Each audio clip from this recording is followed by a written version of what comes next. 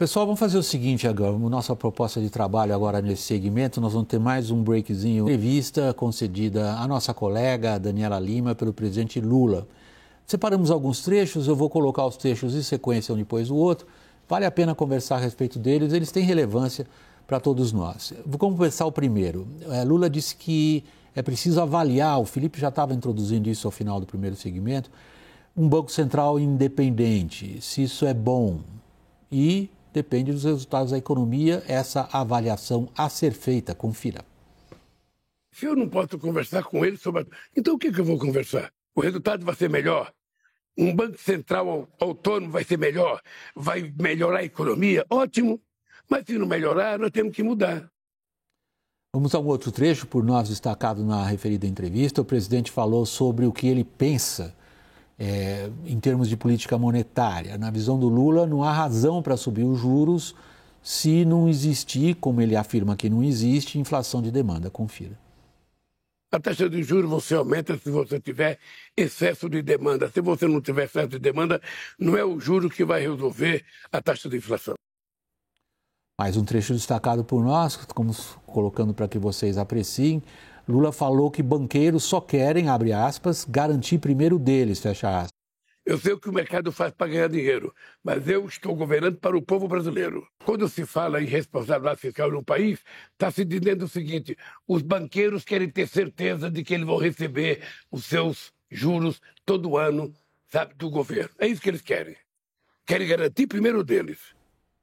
Felipe, eu vou recomeçar o programa aqui contigo. Já recomeçou, mas vou começar a nossa análise aqui contigo, porque era justamente o seu raciocínio ao final do primeiro bloco.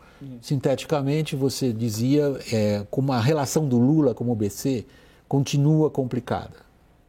Exatamente. Colocou, os ataques dele ao Roberto Campos Neto já tiveram consequências práticas, né? Aumento da taxa de juros de longo prazo, todo esse ruído aí no ambiente econômico do país. Só que a gente precisa distinguir uma questão de fundo, que solução de problemas concretos para o país é uma coisa e narrativa é outra. O Lula faz uma distinção ali de mercado e povo brasileiro. Quer dizer, dentro do raciocínio dele, evidentemente, e talvez ele esteja certo em termos numéricos, esse povo brasileiro, e é óbvio que o mercado é constituído também de um segmento do povo brasileiro, mas esse povo fora do mercado, vamos dizer assim, é um número muito maior. E ele se preocupa muito com a popularidade. Ele sabe que determinadas medidas, como você buscar o equilíbrio das contas públicas, com controle de gastos, cortar privilégios, etc., são medidas muitas vezes impopulares, que geram reação de grupos de pressão. Então isso demanda firmeza, demanda que você tenha coragem de fazer isso sob o risco de você mesmo perder popularidade.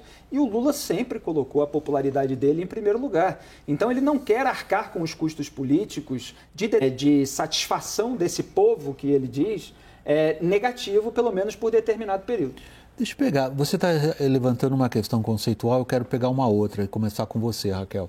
Quando a gente ouve o presidente da República expor o que ele pensa sobre a economia, chama a atenção alguma, digamos, o que me parece que é uma lacuna conceitual dele muito forte. Por exemplo, quando ele fala não existe inflação de demanda, há um mainstream dos economistas afirmando exatamente o contrário, que nós temos uma inflação de demanda estrutural. Conceitualmente, o Lula não estabelece relação entre política fiscal e demanda. Portanto, lá na frente, sobre os juros. Não entra na cabeça dele. William, eu vejo um outro problema de conceito, na verdade. É um conceito de que a inflação de oferta não é um problema e não precisa ser resolvida com os juros. Porque o que o Lula... Esses juros altos... Nem o consumo. E o consumo. Esses juros altos não vai adiantar. Então, vamos lá. Primeiro, a gente teve, sim, há pouquíssimo tempo atrás, uma forte inflação de demanda, porque saímos da pandemia da Covid-19, a economia cresceu praticamente 5%, foi aquele V, né, que tanto se falou. Então, esse juro está alto já há algum tempo. Só que uma inflação, quando ela vem, ela tem efeitos que se dissipam por toda a economia. Então, uma série de atividades que aí não adianta se você se você teve um choque de oferta, por exemplo, uma commodity que subiu que você não consegue controlar. Aquele efeito se dissipa na economia e o único instrumento que você tem para conter é o juro. E ele fala isso até na entrevista. Ele fala, eu sei que o juro é o único instrumento que tem para conter na entrevista. Então, que tem para conter a inflação. Mas inflação de oferta, embora o juro seja um mecanismo menos eficiente, ele também é o único que você dispõe. Porque a inflação se dissemina. E é isso que nós estamos enfrentando no Brasil há um tempão. Se você expurgar hoje, o que a gente chama, né? Se você expurga todos os efeitos, as flutuações de inflação, e o Campos Neto ressaltou isso no Roda Viva. A gente tem inflação, que é a inflação de núcleo, que você chama, está rodando a 9%. Eu queria entender, assim, quem passou esses conceitos para o presidente. Mas ele está muito convicto deles. Daniel, tem outra questão que... Você concluiu, né? Daniel, tem outro problema modo de falar, outro item que me chamou a atenção, nós destacamos também, é quando o Lula se refere à política fiscal. Lá atrás ele estabeleceu que nós até aqui na nossa roda várias vezes, nós fomos pouco originais nisso, quer dizer, todo mundo que pensa economia considera que é uma falsa dicotomia, política fiscal e responsabilidade social e responsabilidade fiscal. Ele volta a esse tema, me surpreendeu. Um bom período nesses últimos dias parecia ter arrefecido a insistência nessa tecla de que gastos sociais não têm que ser considerados como gastos e sim como investimento, do que uma perfídia, uma malvadeza daqueles que querem levar primeiro o seu e dane-se o resto do país. O que está acontecendo? O presidente Lula, outros ministros têm... insistido muito em um discurso muito equivocado, pelo menos na minha visão, de que o Brasil não é altamente endividado para um país emergente, quando a realidade dos números demonstra outra coisa. O endividamento do Brasil está acima de quase todas as economias do G20, é muito alto para países emergentes. Eu me lembro de países de maior relevância, com uma economia um pouquinho mais forte, só do Egito, num patamar semelhante de dívida bruta em relação ao PIB, e absolutamente não é comparável com países ricos. Vira e mexe tem alguém que diz, mas a Itália, o Japão, os Estados Unidos têm um endividamento muito maior, o que é completamente diferente porque o Brasil não tem uma moeda internacionalmente conversível e não tem, como os outros países, o Brasil aí sim tem um histórico de default, um histórico de não honrar dívidas, né? É bem verdade que isso não acontece há algum tempo, mas para a história econômica ali, a gente fala do calote da dívida nos anos 80, isso ainda gera temores em investidores de longo prazo. Então, isso não está bem compreendido. Se eu pudesse só fazer uma observação, William, claro. a gente fala muito dos erros do Lula e dos prejuízos. Eu só não gosto totalmente da gente dizer que uma coisa é totalmente ruim, nem totalmente boa, em nenhum governo. E eu acho que se a gente pudesse elencar um mérito dessa discussão toda sobre metas de inflação, por exemplo... É verdade, concordo totalmente ali com o Felipe, com a Raquel, que isso gerou um custo para o país, ficou mais caro rolar dívida, o Tesouro está pagando mais, a gente vem mencionando isso. Mas um mérito dessa discussão, por exemplo, foi olhar as metas de inflação a partir desse debate todo introduzido pelo Lula e pelo PT. E não estou dizendo que valeu a pena, não, mas só para não olhar o copo totalmente vazio, acho que tem algumas coisas ali que a gente começou a debater por causa dessa discussão, que é se devemos olhar o ano calendário como ele é ou se devemos olhar para um período mais longo, se devemos usar só o IPCA ou outros índices também, ou o núcleo da inflação. Então são alguns debates que são introduzidos ali que valem a pena. Talvez tenham sido caros demais, mas enfim, é só para não olhar o copo totalmente cheio nem totalmente vazio. É interessante, Daniel, porque o que você está propondo que a gente examine, a partir do que você ouviu da entrevista do Lula, é que se mude a perspectiva, que é o que ele pede na entrevista, se eu interpreto ele corretamente, evidentemente. O que ele pede na entrevista da Daniela é que a gente pare de olhar as questões econômicas a partir das visões de economistas, da academia e dos operadores de mercado e comece a olhar a economia como ele diz que faz, que é através do morador de rua, do mais vulnerável, do pobre, daquele que nunca teve oportunidade de crescer na vida. Ele sugere para a sociedade brasileira parar de olhar a economia como uma função de modelos econométricos e entendê-la como uma questão social grave. Perfeito. Isso me parece que é o que ele propõe. Agora, a resposta que se tem dado a isso é a seguinte: se há realmente, e disso eu não duvido, hein? Se há realmente, na grande discussão nacional, está se fazendo isso pelo lado errado. Porque ao tornar mais caro os custos, ele está tornando mais difícil sair da pobreza. É um importante debate político, eu não tenho nenhuma dúvida. Nesse ponto eu reitero o que você acabou de dizer. É a minha visão também. É importante debate político. Só que eu acho que nós estamos saindo dele pelo lado errado. William, para mim está bem claro. Samuel Pessoa anteontem colocou aqui se o Lula estava pensando economicamente, alguma nova teoria econômica, ou se estava agindo politicamente. E hoje na entrevista ficou claro para mim que são as duas coisas. E que o grande teólogo, talvez, deste governo, na área econômica, é o André Lara Rezende. Teólogo. Não é ruim, hein? Não é ruim. Não. Falou teólogo, não foi? Ou ideólogo? Eu entendi teórico. Tá bem, teórico. Eu entendi teólogo. É bom que tenha saído um ato falho aí, porque pode ter algum sentido. Não, porque... Teólogo não é ruim, não, hein? Porque nós estamos falando em economia, quando a gente fala de economia hoje, a gente fala quase de paixões religiosas.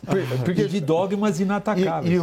E se a gente acha o Roberto Campos Neto o inimigo ideal, o André Lara Rezende é o aliado ideal. Porque a gente vai usar outra linguagem agora, Caio. Nós vamos falar em convictos e heréticos.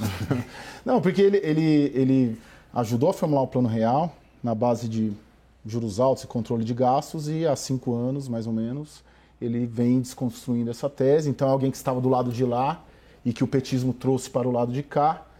E é o pensamento que está influenciando nessas defesas dessa política econômica, da briga com o Roberto Campos Neto e por aí vai. Tanto que o Gabriel Galípolo, que é o número 2, o vice-ministro da Economia, da Fazenda, assinou um artigo já com o André Lara Rezende. O André Lara Rezende está no BNDES, está numa comissão de assuntos estratégicos que o Mercadante montou. Você não vê a equipe econômica dizer nesses termos as questões de inflação de demanda. Você vê o presidente da República. Você não vê o Fernando Haddad dizer isso, né? Você vê o Lula dizendo isso. Então, para mim, hoje ficou muito claro que tem gente que chama de nova matriz econômica, não é isso? Moderna teoria monetária. Nova teoria monetária. Nova matriz econômica foi da Dilma. Monetária moderna. Ela da Dilma. Exatamente. Para mim está muito claro isso, que o André Lara é o ideólogo econômico desse governo e o Lula vai ficar batendo nessa tecla e a equipe econômica concordam também com isso. Posso só, já que você entrou nessa questão da famosa TMM, e aí eu queria entrar um pouquinho nisso. Até esse debate que o Mercadante pretende propor no BNDES vai trazer 2 economistas grandes lá de fora, e agora me fugiu o nome, eu não sei se é o Jeffrey Sachs e o outro... Jeffrey Sachs foi muito famoso justamente na época do Plano Real. Vai me fugir o nome agora. Ele teve uma influência muito grande no debate sobre a dívida dos países emergentes. Mas a ideia deles é mostrar que passou-se essa discussão. E qual que é o argumento? Porque é o seguinte, para você estabilizar a dívida pública, você precisa que o PIB cresça acima dos juros, certo? Você tem que pagar, sua economia tem que crescer mais do que o tanto que você está pagando de juros para seus ricos. O PIB deles não cresce tanto, mas eles têm juros negativos. Por uma série de fatores. Inflação muito baixa há muitos anos, com uma economia muito mais arranjada, alta competitividade, moedas fortes que permitem um endividamento grande, etc, etc. No Brasil, isso não acontece. A gente está encontrando o seguinte, então vamos reduzir os juros na marra e a gente vai colocar ele ali num patamar que vai permitir um investimento grande, o crescimento virá, o nosso crescimento vai ser maior que essa taxa de juros e a gente reza a realidade dos países ricos. Essa receita que foi adotada lá fora, ela não pode ser transposta aqui para dentro. E aí tem muito economista sério lá fora, como o Olivier Blanchard, por exemplo, do FMI, que defende isso, porque aí a gente tem um país com uma inflação estruturalmente elevada, com uma taxa de endividamento alta, com uma moeda frágil. Assim, como é que você acha que uma realidade é exatamente igual à outra para você adotar o mesmo diagnóstico, o mesmo remédio? O ponto que você levanta é seríssimo, porque no fundo o que você está apontando é o seguinte, não é um debate acadêmico apenas, e na entrevista do Lula isso fica claro. Eu estou falando do diagnóstico como ponto de partida. Qual é o diagnóstico que ele faz como ponto de partida? Qual é o entendimento dele da razão do baixo crescimento, da estagnação, do desemprego e da pobreza? Em boa parte, ele traduz isso na entrevista, e eu passo imediatamente a palavra ao Felipe e ao Daniel, está contido na resposta na qual ele diz a Daniela: eu vou incentivar o consumo via o gasto social. Ele entende isso como uma espécie de motor que seria capaz de fazer a economia girar, colocá-la num círculo virtuoso. Ele reconhece que nós não estamos num círculo virtuoso, a partir do qual então se teria quase que caindo no lugar bonitinho, queda de juros, diminuição da inflação, aumento de renda. Eu não estou querendo aqui ser cínico e dizer, e o diagnóstico o presidente da República faz das causas da nossa estagnação, Daniel. Mas essa é a essência do pensamento econômico lulista dos dois primeiros governos Lula e um pouco ali, pelo menos do início do governo Dilma, até ela entrar de cabeça, mergulhar na nova matriz econômica, que é um crescimento puxado pelo consumo das famílias e não tanto pelo investimento. Claro que gostam do investimento, gostam muito de investimento público, mas é um crescimento puxado pelo consumo das famílias e onde o investimento nunca respondeu, nos anos Lula, de forma proporcional. O que a gente sempre tentou mudar ali, quer dizer, que alguns economistas sempre se empenharam em mudar, era de transformar o crescimento em algo muito mais puxado pelo investimento e, de preferência, pelo investimento privado. E claro que o consumo das famílias vem junto, mas Lula volta à essência dos seus dois primeiros governos quando introduz esse ponto. E só para complementar a Raquel, porque a gente estava discutindo ali as discussões que o BNDES e que o Aloysio Mercadante, como presidente do banco, querem fazer sobre arcabouço fiscal, sobre, enfim, os rumos da economia, tem uma leitura ali também que não é só econômica, é um pouco mais sutil, eu acho que é política, que é de você ter uma espécie de banco de reservas ali do Ministério da Economia pronto para assumir em caso de um tensionamento maior. O Lula confia muito no Fernando Haddad, escolheu o Fernando Haddad para ser seu candidato em 2018, deu o Ministério da Fazenda, mas esse tensionamento respeitoso dentro do governo, com alguém ali aquecendo no banco, Lara Rezende nesse comitê de notáveis que vai estar pensando arcabouço fiscal, isso é excelente para gerar um tensionamento e para funcionar como uma sombra ali da atual equipe econômica. Pessoal, deixa eu fazer uma proposta a vocês. Nós nos dedicamos tanto aos aspectos econômicos que a Daniela abordou nas perguntas feitas ao presidente da República. Eu queria propor, começando por você, Felipe, a entrevista feita pela Daniela com o Lula tem vários aspectos. Um deles nós estamos reservando para o fim do programa, que é a situação internacional. Mas queria aproveitar o que a gente tem até a gente ir para o break e ver do ponto de vista político o que valeria a pena a gente destacar ali. Eu proponho o seguinte: o Lula, genéricos, ele reconhece as dificuldades ali para montar, mas ele sugere uma relação menos complicada do que nós, jornalistas profissionais, temos batido nessa tecla. Que ele pensa que é fácil lidar com o Arthur Lira, mas não é. Que ele pensa que é fácil lidar com o Centrão, mas não é. Na entrevista, por sabedoria política ou não, ele sugere que nós estamos exagerando. Olha, O preço é alto do Centrão. E, obviamente, uma disputa eleitoral acirrada, todos esses ataques, esses ruídos causados pelo presidente, tudo isso pode fazer com que o preço do Centrão se eleve. Hoje há reportagens na imprensa falando que o governo Lula está abrindo mão de determinadas verbas, né, que foi aquela partilha depois da derrubada do orçamento secreto pelo Supremo Tribunal Federal, para que o Arthur Lira consiga distribuir para os deputados novatos, aqueles que estão entrando agora nessa nova legislatura, que não teriam direito a emendas no primeiro ano, mas para os quais o Lira prometeu essa distribuição caso votassem nele para a reeleição. E ele foi reeleito com 464 votos, são 513 deputados, ele tem uma ampla maioria. Então, assim, ele é um negociador que vai exigir muito. A gente falou aqui sobre selo. Eu estava brincando, ironizando. E até que Raquel, né? Para bom entendedor não combinaram com ele. Não combinaram com ele, exatamente. Então, isso pode até fazer com que o preço se eleve. Então, para bom entendedor de toma lá da cá, meia palavra do Lira basta, né? Essa negociação no varejo que ele vai ter que fazer. O Lula hoje, nessa entrevista feita pela CNN, ele ainda falou que o PT é o maior partido da história, etc., que os outros são cooperativas de deputados. Ele já chamou o impeachment da Dilma de golpe de Estado. Ele já falou que a aprovação da privatização da Eletrobras é quase bandidagem. No fundo, são 3 ataques ao Congresso Nacional. Mas ninguém, né, no Congresso toma isso para o lado pessoal.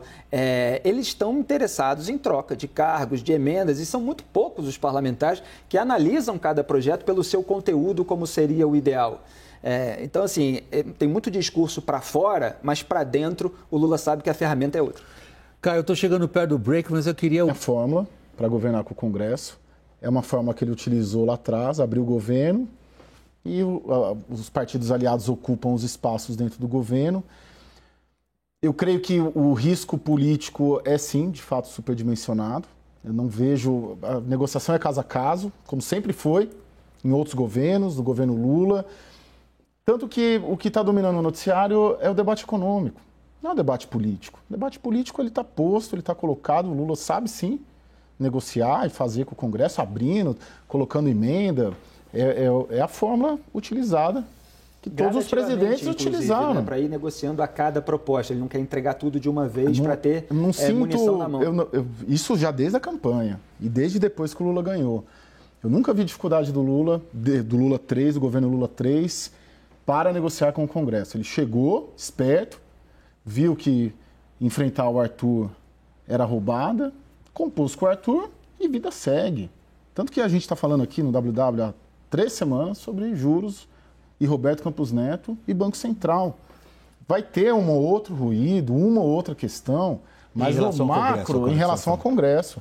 Mas no macro, William, eu não vejo um risco político, porque ele sabe a fórmula que o Congresso quer e o Congresso sabe a fórmula de lidar com o Palácio, com esse Palácio. Por exemplo, e do Banco Central, o Lula teve um limite muito claro colocado pelo Lira, que disse, não, você não vai mexer em autonomia. Então, assim, o Lira tem um poder político, diante do apoio que ele tem, que coloca limites muito claros para o Lula, que está, como o William escreveu hoje no artigo dele no Estadão, no espírito de eu ganhei, eu faço o que eu quero. Mais ou menos. Ele vai ter que negociar cada caso com o Congresso e vai sair caro cada negociação dessa. Roberto Campos Neto vai para o Congresso. Vai no Senado, vai na Câmara. Mas na autonomia não vai mexer. Mas na autonomia isso nunca... O Lula nunca... Eu não vi, pelo menos. Se tiver aí, você me mostra. O Lula nunca defendeu... Vou mandar para o Congresso como uma agenda prioritária do governo. Mas aí, mas você não tem na boca dele ele falando isso. Não tem ele falando isso. Tem na entrevista hoje, ele, se não melhorar, temos que mudar. Sim, mas não falou ao Congresso... Mas sim, não houve uma proposta concreta, encaminhada. Sim, não tem porque sabe que vai perder. Exato. Assim como não tem flexibilização do aborto, assim como não tem liberação da maconha. Tem temas que são pactuados, que você nem precisa levar adiante. Agora, no macro, isso a gente vai ver na MP, a MP do CARF, isso a gente vai ver a negociação caso a caso. Não vejo um risco. Acho que o risco do Congresso do que o Lula é.